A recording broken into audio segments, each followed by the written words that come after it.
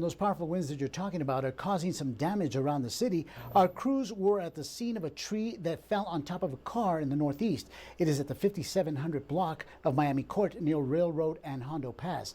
ABC 7's Rosemary Montanez is live from there. Rosemary, what are you seeing right now?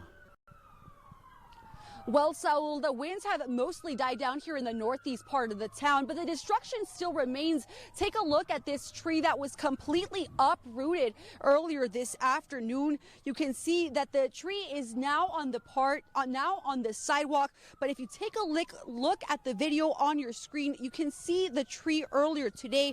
Those winds so powerful that the tree was completely uprooted.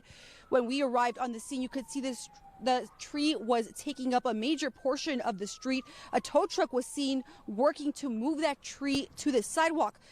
Neighbors I spoke with said that it came down earlier this afternoon because of those strong winds, and a portion of that street was closed down so that crews could work. Now, as you can see, this tree has now been moved, as I mentioned, but what is scary right now is that there is a tree right next to it, and it could become even a dangerous situation as those winds continue to progress. But of course, we will stay on this story all night. Rosemary Montanez, ABC 7. Let's hope everyone is safe. Thanks.